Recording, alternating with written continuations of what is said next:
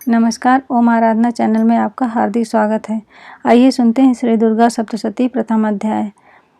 प्रथम चरित्र के ब्रह्मा, ऋषि, महाकाली, देवता, गायत्री, छंद, नंदा, शक्ति, रक्त, दंतिका, बीज, अग्नि तत्व और ऋग्वेद स्वरूप हैं। श्री महाकाली देवता की प्रसन्नता के लिए प्रथम चरित्र के जप में विनियोग किया जाता है। भगवान विष्णु के सो जाने पर मधु और कैटभ को मारने के लिए कमल जन्मा। ब्रह्मा जी ने जिनका स्तवन किया था, उन महाकाली देवी का मैं सेवन करता हूँ। वे अपने 10 हाथों में खड्ग, चक्र, गदा, बाण, धनुष, पारिक, शूल, मस्तक और शंख धारण करती हैं। उनके 3 नेत्र हैं। वह समस्त अंगों में दिव्य आभूषणों से विभूषित हैं। वह 10 मुख और 10 पैरों से युक्त हैं।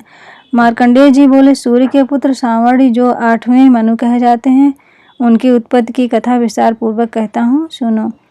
पूर्व काल की बात है। सौरोरिष मनवंतर में सूरत नाम के एक राजा थे जो चैत्र वंश में उत्पन्न हुए थे।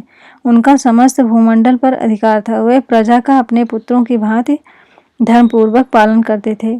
उस समय कोला विध्वंसी नाम के क्षत्रिय उनके शत्रु हो गए। राजा सूरत की दंड नीति बड़ी प्रबल थी। उनका शत्रुओं के साथ संग्राम हुआ। राजा सूरत युद्ध में उनसे परास्त हो गए। वे अपने नगर को लौट आए, किंतु वहां भी उन प्रबल शत्रुओं ने राजा सूरत पर आक्रमण कर दिया। सूरत का प्रभुत्व नष्ट हो चुका था, इसलिए वे घने जंगल में चले गए। उन्होंने मेधा मुनि का आश्रम देखा। वहां जाने पर मुनि ने उनका सत्कार किया और वह मुनि श्रेष्ठ के आश्रम पर रहने लगे।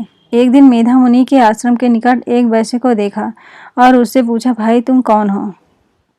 यहाँ तुम्हारे आने का क्या कारण है?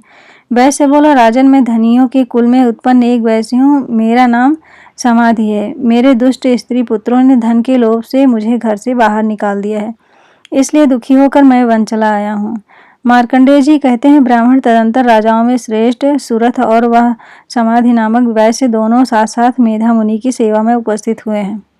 ऋषि कहते हैं, हे राजन, जब ब्रह्मा जी ने वहाँ मधु और कैटभ को मारने के उद्देश्य से भगवान विष्णु को जगाने के लिए योग निद्रा की स्तुति की, तब वे भगवान के नेत्र, मुख, नासिका, बाहु और हृदय से निकलकर ब्रह्मा जी के समक्ष खड़ी हो गई। जगत के स्वामी शेषनाग सैया से जाग उठे। फिर उन्होंने दोनों असुरों को देखा। मधु और कैटभ अत्यंत बलवान तथा पराक्रमी थे। तब भगवान श्री हरि ने उठकर उन दोनों के साथ 5000 वर्षों तक बाहु युद्ध किया।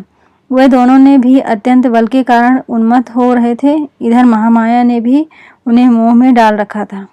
इसलिए वे भगवान विष्णु से कहने लगे, हम तुम्हारी वीरता से संतुष्ट हैं। तुम हम लोगों से कोई वर मांगो। श्री भगवान बोले, यदि तुम दोनों मुझ पर प्रसन्न हो तो अब मेरे हाथ से मारे जाओ। बस इतना सा ही मैंने वर मांगा है।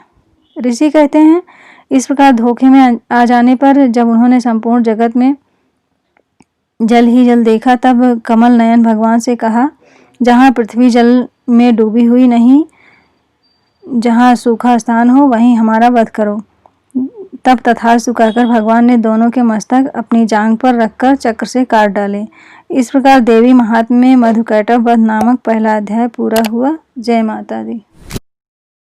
Please like, share and subscribe to our channel and press the bell icon to get the latest updates.